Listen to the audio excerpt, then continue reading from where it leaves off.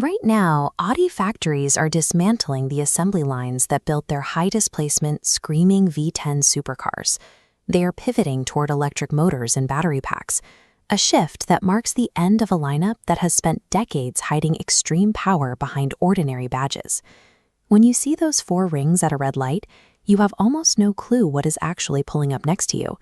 It might be a $38,000 commuter car for someone who just wanted a quiet ride, or it might be a 600-horsepower weapon disguised as a family wagon. Audi's current lineup operates through a series of calculated illusions, selling overpriced compact clones at one end, while building elite getaway vehicles for European criminal syndicates at the other. The entry level starts with the A3 and Q3. These cars cost nearly $40,000, yet they offer a modest 201 horsepower, specs you can find in a standard Honda Civic for a fraction of the price. While buyers pay for the prestige of the logo, they are actually purchasing a standard Volkswagen Golf that has been dressed in a luxury tuxedo.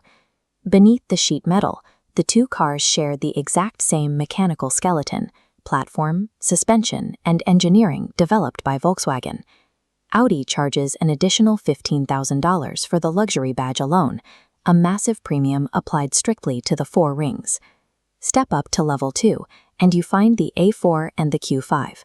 These are the brand's best-selling cars, unremarkable, high-volume models designed for office commutes and school runs. These high-margin, high-volume cars serve a specific financial purpose.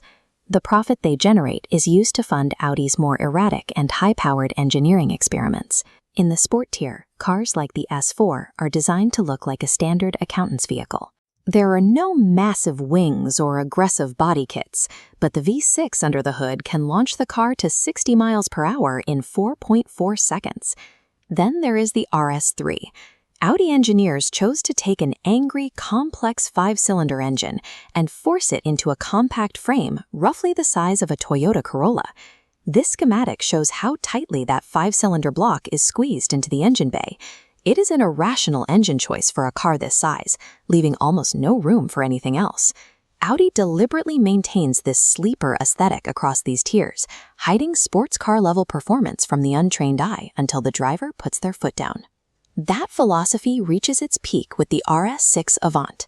It has the profile of a station wagon your grandmother would drive, but it hides a twin-turbocharged V8 producing 621 horsepower. This specific blend of speed and space has made the car a primary asset for organized crime. Since 2021, a syndicate in Germany has been stealing tuned RS6s to use while blowing up ATMs across the country. In late 2025, a crew in Gelsenkirchen used an RS6 to vanish after drilling through a vault wall over a single weekend and cracking 3,000 safety deposit boxes. Criminals choose this over any supercar because it can carry a heavy payload of equipment and cash while outrunning police at 190 miles per hour.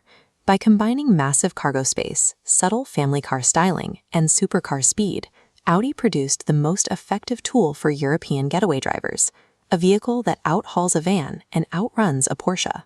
At the very top of the lineup is the R8. It was famously cemented in pop culture as the car Tony Stark drove in every Iron Man movie. This is a mid-engine supercar built around a 5.2-liter, naturally aspirated V10 that screams to over 8,000 RPM. A breakdown reveals a secret the industry downplays. The Audi R8 shares its platform, chassis, and V10 engine with the Lamborghini Huracan. Because it carries an Audi badge instead of a Lamborghini Bull, the R8 sold for $100,000 less. This is the exact reverse of the A3 deception. Instead of an entry-level car with a luxury markup, Audi disguised a $250,000 supercar as a German coupe to offer the ultimate enthusiast discount. But that era is over. Audi officially discontinued the R8 in 2024, and the unique 5-cylinder engines are being phased out of production. The facilities that spent years hand-building high-displacement engines are being stripped and reconfigured to assemble battery packs and electric motors. The successor to the V10 is the electric e-tron GT.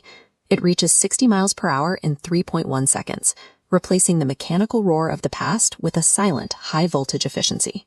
As the undercover supercars and getaway wagons vanish from the catalogs, the brand is trading its mechanical eccentricity for a future defined by sterile, predictable precision.